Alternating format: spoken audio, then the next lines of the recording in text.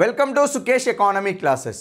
మనకి ఇటీవల టీజీపీఎస్సీ వారు నిర్వహించిన గ్రూప్ 3 ఎకానమీ పేపర్లో మనకి 2024-25 కేంద్ర బడ్జెట్ ప్రకారము 2024-25 ఆర్థిక సంవత్సరంలో భారత ప్రభుత్వం క్రింది రాబడి మార్గాలను అవరోహణ క్రమంలో అమర్చుము అని చెప్పి మనకి ప్రశ్న రావడం జరిగిందండి. సేమ్ అదే క్వశ్చన్ని మనము ప్రస్తుత ఆర్థిక సంవత్సర బడ్జెట్కి ఒకసారి మాట్లాడుకుంటే 2025-26 ఆర్థిక సంవత్సర కేంద్ర బడ్జెట్లో రాబడి మార్గాల యొక్క వరుస క్రమాన్ని గుర్తించండి అనే ప్రశ్న వస్తే, అంటే కేంద్ర బడ్జెట్కి సమకూరే ఆదాయ మార్గాల యొక్క వరుస క్రమాన్ని మనం ఇక్కడ చూడాలి.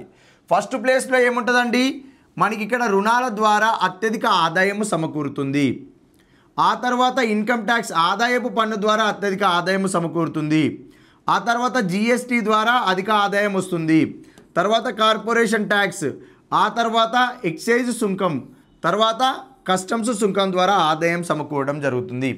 2025-26 ఆర్థిక సంవత్సరానికి గాను కేంద్ర బడ్జెట్లో కేంద్ర ప్రభుత్వానికి సమకూరే ఆదాయ మార్గాల యొక్క వరుస క్రమాన్ని గుర్తించండి అంటే మొదటి స్థానంలో రుణాలు ఉంటాయి, రెండవ స్థానంలో ఆదాయ పన్ను ఉంటుంది, మూడవ స్థానంలో జిఎస్టీ ఉంటుంది, నాలుగవ స్థానంలో కార్పొరేషన్ ట్యాక్స్, ఐదవ స్థానంలో ఎక్సైజ్ సుంకము, ఆరవ స్థానంలో కస్టమ్స్ సుంకం ఉంటుంది.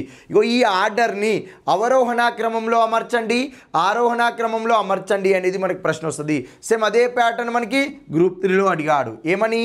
అవరోహణ క్రమంలో అమర్చండి అనే ప్రశ్న రావడం జరిగింది. ఓకేనా? Right, thank you.